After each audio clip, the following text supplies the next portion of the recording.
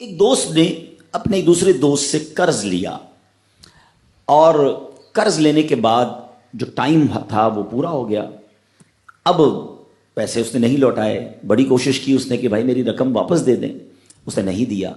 اب وہ یہ کیس لے کر عدالت میں چلا گیا اور جج صاحب سے جا کر اس نے کہا کہ اس نے میرے پیسے دینے اور یہ میری رقم نہیں لوٹا رہا. تو جج صاحب نے کہا کہ تمہارے پاس 30 دن ہیں, ودن 30 days تم نے اس کے پیسے واپس لوٹانے ہیں ورنہ پھر تمہارے خلاف فیصلہ ہو جائے گا. تو وہ شخص گھر گیا. اب اس نے کیا کیا, اس نے صبح سے لے کر شام تک درود پاک پڑھنا شروع کر دیے. 1 دن 2 دن 3 دن 27 دن ہو گئے. وہ درود پڑھتا رہا اور انتظار کرتا رہا. پیسے تو تھے نہیں, 30ویں دن عدالت میں پیش ہونا تھا. 27 دن گزر گئے, 28ویں رات آ گئی. خواب میں اس کو کسی نے آواز دی کہ گھبراؤ نہیں, تمہارا قرض ادا ہو جائے گا. اگلے دن پھر درود پاک پڑھتا رہا. اب نبی پاک کی خواب میں زیارت ہوئی. آقا علیہ الصلوۃ والسلام تشریف لائے, فرمائے گھبراؤ نہیں, تمہارا قرض ادا ہو جائے گا. تم علی بن عیسیٰ وزیر کے پاس جاؤ اور اس سے کہو وہ تمہارا قرض ادا کر دے گا. اب جب صبح اٹھا تو بہت خوش کہ نبی پاک کی زیارت مجھے ہو گئی. لیکن پھر خیال آیا کہ میں اگر وزیر صاحب کے پاس گیا اور انہوں نے مجھ سے کوئی ایویڈنس مانگ لیا, کوئی پروف مانگا, کہ میں کیسے مان لوں تمہیں نبی پاک نے بھیجا ہے, تو اس بات پر تو میرے پاس کوئی دلیل نہیں ہے. اب 30ویں رات آ گئی, آخری رات ہے, صبح عدالت میں جانا ہے. درود پاک پڑھتے پڑھتے سو گیا. سرور کائنات علیہ الصلوۃ والسلام نے خواب میں پھر کرم فرمایا. فرمایا علی بن عیسیٰ وزیر کے پاس جاؤ, وہ تمہارا قرض ادا کر دے گا. کہ حضور میں چلا تو جاتا, مگر اگر وہ مجھ سے یہ کوئی پروف مانگتا, کوئی ایویڈنس مانگتا, تو میں کیا جواب دیتا. پیارے آقا علیہ الصلوۃ والسلام نے فرمایا کہ ایسا کرو, اسے یہ کہنا کہ آپ کا ایک راز ہے جو آپ جانتے ہیں اور رب جانتا ہے, اور وہ راز یہ ہے کہ آپ روزانہ فجر کے بعد 5000 بار درود پاک پڑھتے ہیں, اور جب تک درود پاک مکمل نہیں ہوتے آپ کسی سے بات نہیں کرتے.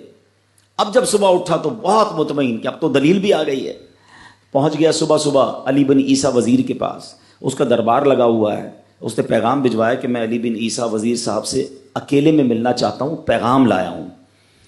درباری نے آ کر پوچھا, وزیر صاحب پوچھ رہے ہیں کس کا پیغام لائے ہو؟ کہا میں نبی پاک علیہ الصلوۃ والسلام کا پیغام لایا ہوں. فوراً وزیر صاحب نے بلا لیا. کہا فرمائیے. کہ مجھے میرے آقا علیہ الصلوۃ والسلام نے کہا ہے کہ آپ میرا قرض ادا کر دیں. میں 3000 دینار کا مقروض ہوں. Today is the last day in the court. آج مجھے کورٹ میں پیش ہونا ہے. اگر آج میں نے اپنا قرض ادا نہ کیا تو مجھے جو ہے وہ سزا ہو سکتی ہے. علی بن عیسیٰ کہتا ہے میں بالکل آپ کا قرض تو ادا کر سکتا ہوں, مگر مجھے کیسے پتہ چلے, کوئی دلیل ہے, کوئی پروف ہے کہ آپ کو نبی پاک علیہ الصلوۃ والسلام نے بھیجا ہے؟ کہتا ہے ہاں, خالی ہاتھ نہیں آیا, آقا نے دلیل بھی عطا فرمائی ہے. اچھا بتائیے کیا دلیل ہے؟ کا دلیل یہ ہے کہ آپ کا ایک راز ہے جو صرف آپ جانتے ہیں اور آپ کا رب جانتا ہے.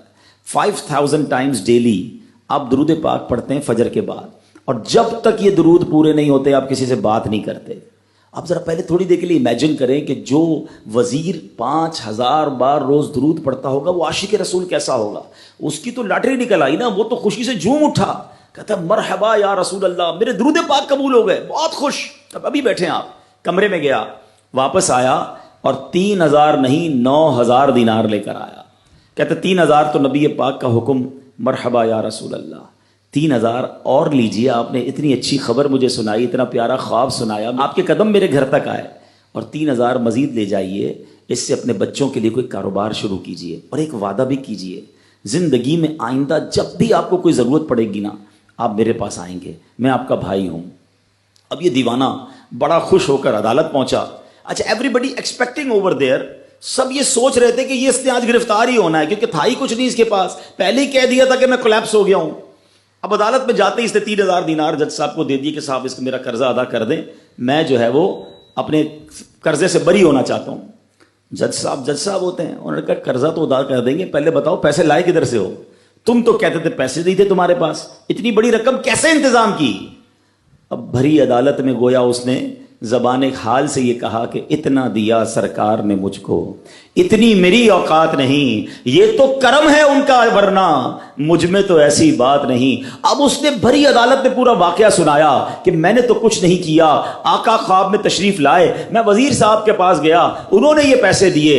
سنو اس زمانے کے جج بھی کیسے ہوتے تھے، وہ جج دوران عدالت اپنے کرسی سے اٹھ کر کمرے میں چلا گیا، تھوڑی دیر بعد جج صاحب واپس آئے اور 3000 دینار اس کے ہاتھ میں دیتے ہیں۔ کیا سارا ثواب علی بن عیسیٰ لے جائے گا؟ میں بھی تو آقا کا امتی ہوں، تمہارا قرضہ میں ادا کرتا ہوں۔ اچھا، اب جس نے کیس کیا تھا، سبحان اللہ، کیا ماحول تھا، کیا انداز تھا، کیا دل تھے، وہ بھی تو دیکھ رہا ہے، کہتا ہے میں بھی تو آقا کا امتی ہوں، رکے ذرا، کاغذ قلم دیجئے، بندے کو میں قرضہ ہی معاف کر دیتا ہوں۔ اچھا، قرضہ ہو گیا معاف۔ اب جو 3000 جج صاحب نے دیے تھے، وہ بندہ کہتا ہے جج صاحب ہوں واپس لے لو، میرا تو قرضہ ہی ادا ہو گیا۔